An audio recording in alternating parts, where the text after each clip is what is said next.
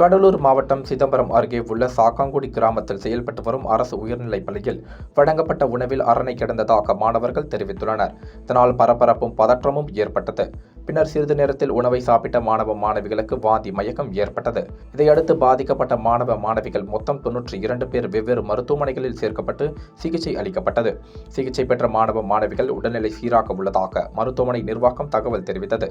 இதற்கிடையில் மாணவர்கள் அதிக அளவில் சிகிச்சை பெற்ற சிதம்பரம் மருத்துவ அரசு கல்லூரி மருத்துவமனையில் குவிந்த பெற்றோர்கள் இந்த சம்பவத்திற்கு காரணமான அலுவலர்கள் மீது உரிய நடவடிக்கை எடுக்க வேண்டும் என்பதை வலியுறுத்தி திடீர் சாலை மறியல் போராட்டம் நடத்தியதால் பரபரப்பு ஏற்பட்டது. இதுகுறித்து தகவல் அறிந்த அங்கு வந்த அண்ணாமலை நகர் போலீசார் அவர்களிடம் பேச்சுவார்த்தை நடத்தி கலைந்து போக செய்தனர். மேலும் இந்த சம்பவம் குறித்து சிதம்பரம் எஸ்பி ரகுபதி, சிதம்பரம் சார் ஆட்சியர் ராஷ்மி ராணி மற்றும் கல்வித்துறை அதிகாரிகள் மருத்துவமனைக்கு வந்து விசாரணை நடத்தினர்.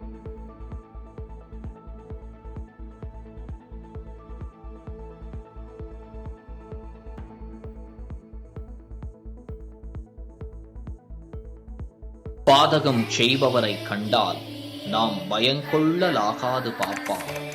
மோதி மிதித்து விடு பாப்பா, அவர் முகத்தில் உமிழ்ந்து விடு பாப்பா. அண்மை செய்திகளை உடனுக்குடன் தெரிந்து கொள்ள இணைந்திருங்கள் இயம்நாடு தொலைக்காட்சியுடன்.